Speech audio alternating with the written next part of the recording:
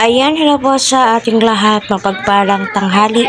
Marami pong salamat sa Team EDC na nakasubscribe sa aking channel. Yes, VNC ay dumidiskarte na nga po ba sa buhay. Yes, alam naman po natin na ang pamilya ni VNC ay sanay nga po sila sa hirap.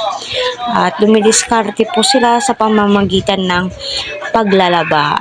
So yun na nga po, no, binigyan po si VNC ng napakaraming kagamitan pang luto, no? Sabi nga ni Beyonce na magagamit po niya yon kapag nagtinda-tinda po sila ng ulam.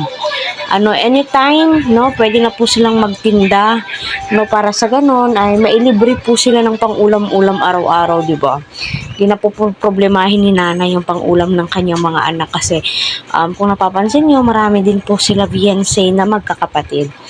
At gayon pa man po, no, masarap naman din pong magluto si Beyonce, di ba? Rinig po natin yon. Kay Edo, yun, Eme lang, no? Di po ako naniniwala na Eme lang po yun. Edo yung mga pinagsasabi niya. Kaya, naway patuloy po natin suportahan si Kalingap Rab at ang buong team.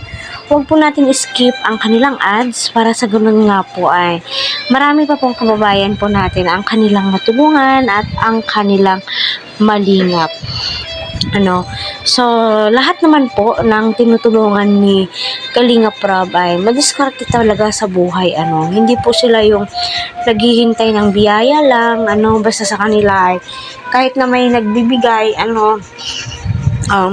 todo kayod pa rin po. Yun naman po talaga dapat. Mag-save ng mag-save kasi hindi naman always na may nagbibigay. Alam naman din po natin yung hirap ng buhay. So, masasabi mo po talagang thankful po sila sa mga bagay na mayroon sila ngayon. At kita naman po natin si Beyonce, hindi po siya materialistic. Kung totoo kasi masasabi mo po talagang grabe, no? Yung perang ipinagkakaloob nga po ng Team Kalingap ay ina-attach po nila or sa bahay po nila napupunta, 'di ba?